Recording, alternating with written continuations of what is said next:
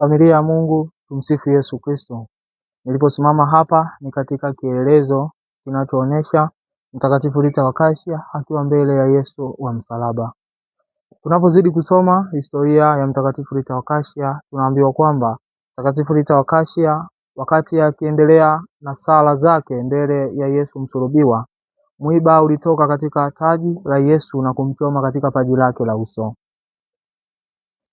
Kwa wasaa huu nikukaribishe katika novena kwa heshima Mtakatifu Rita wa Kashia itakayoanza Jumatano tarehe 13 mwezi huu wa 5 hapa katika mlima wa sala wa Maria Rita. Tumekuwa tukizoea kwamba novena kwa heshima Mtakatifu Rita wa Kashia huanza Jumatatu ya kwanza ya mwezi.